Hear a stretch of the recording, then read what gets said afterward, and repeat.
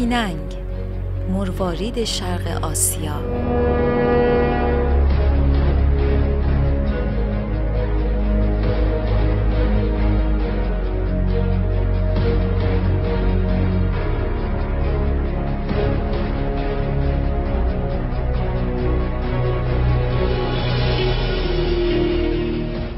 دومین ایالت کوچک مالزی با آب و هوای گرم و مرطوب و باران‌های استوایی فراوان. پیننگ ایالتی واقع در منطقه شمال غربی کشور مالزی. مرکز آن شهر جورج تاون است. پیننگ را بهشت ماجراجویی نامیدند.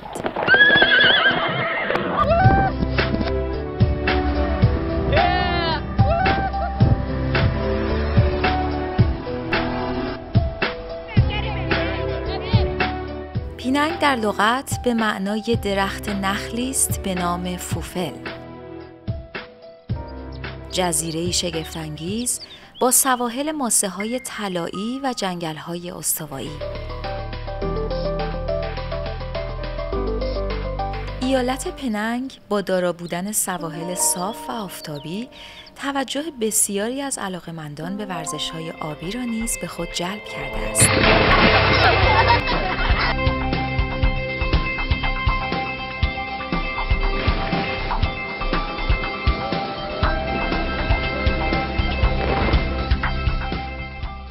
طبق اسناد تاریخی موجود، این جزیره به همت دریانوردان چینی کشف و آباد شد و برای سالها محل تجارت منطقه مالایا با امپراتوری چین بوده است.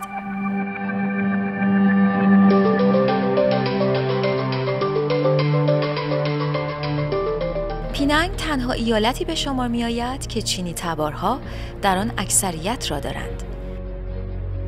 آمارهای موجود نشان می‌دهد که از کل جمعیت این ایالت چینی‌ها 41.8%، مالایی‌ها 40.5%، هندی‌ها 10.4% و شهروندان غیر مالزیایی 6.5% را به خود اختصاص دادند.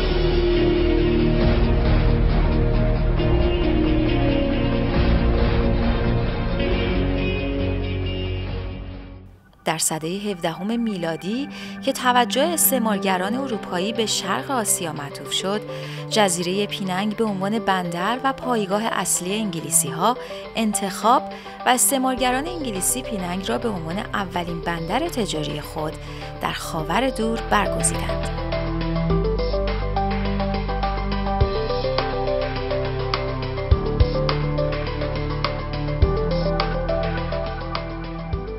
ایالت در دوران جنگ جهانی دوم از طرف ژاپنی‌ها اشغال شد، اما در نهایت به یکی از ایالت‌های مالزی تبدیل شد.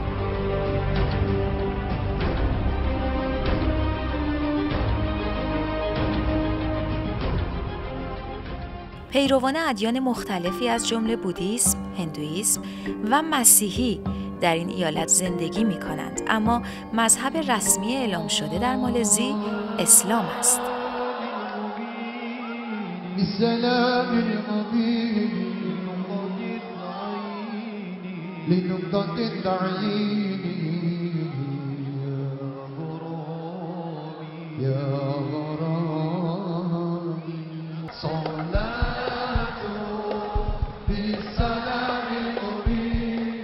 مساجدی متفاوت با معماری‌های خاص و منحصر به فرد یکی دیگر از جلوه‌های این شهر است.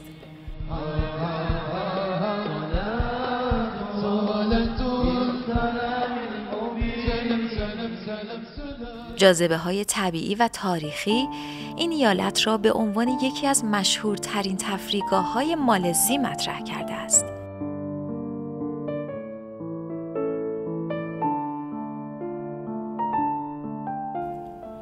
تپه پیننگ یکی از مشهورترین دیدنی‌های این جزیره است.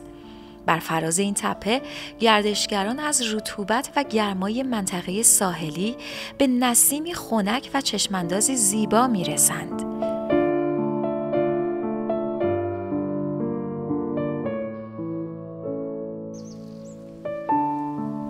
پیننگ به خاطر باغ‌های شگفت‌انگیزش هم معروف است. باغ گیاهشناسی با گونه‌های متنوع و متفاوت گیاهی و جانوری بخشی از زیبایی این ایالت را به نمایش گذاشته است.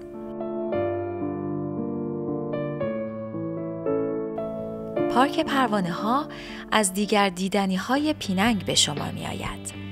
در این پارک بازدید کنندگان می‌توانند نحوه زندگی، پرورش، تغذیه و طول مدت حیات 4000 پروانه از 120 گونه مختلف را یک جا ببینند.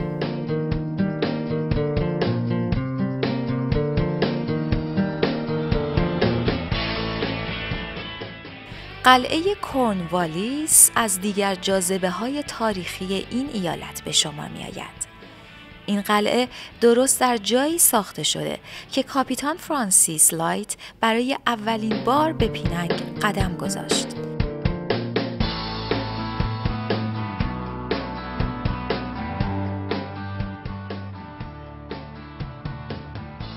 موزه اسباب‌بازی پیننگ به عنوان یکی از بزرگترین موزه‌های اسباب‌بازی در جهان با بیش از 100,000 برند معروف بین‌المللی به عنوان یکی از مکان‌های محبوب گردشگران به شمار می‌رود.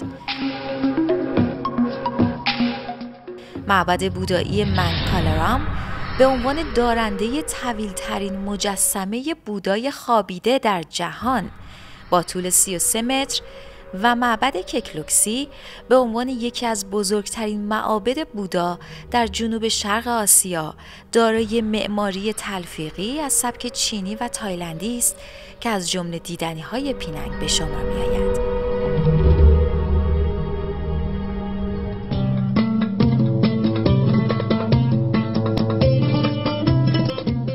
مسجد کاپیتان کلینگ از دیگر میراث فرهنگی پیننگ است که در اواخر دهه 1700 برای اولین بار توسط سربازان شرکت هند شرقی که از جمله اولین ساکنین مسلمان در پیننگ بودند ساخته شده است.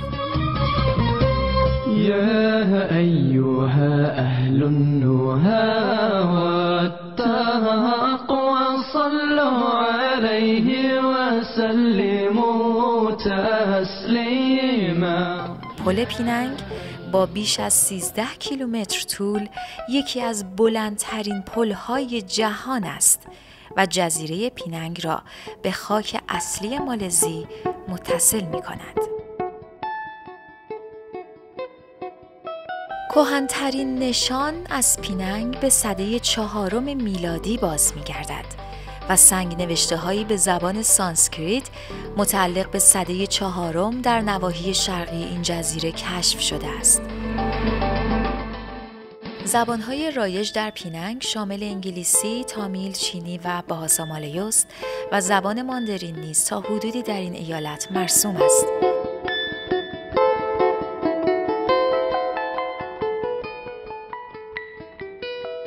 پایه اقتصاد در ایالت پیننگ از آغازین روزهای پیدایش آن بر بازرگانی ادویه‌ای سوماترایی استوار بوده است و بخش اعظم تجارت با تنگه ملاکا و جنوب تایلند از طریق این ایالت انجام می شده است.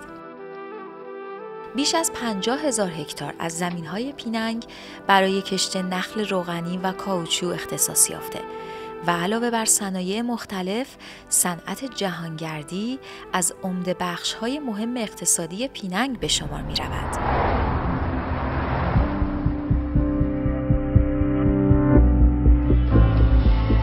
در پیننگ نباید نگران پیدا کردن غذاهای خوب بود، چون اصالت آشپزی و تنوع آن شناخته شده است.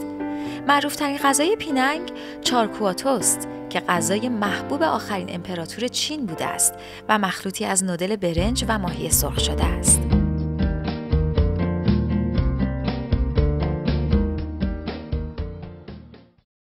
پیننگ جزیره شگفتی هاست.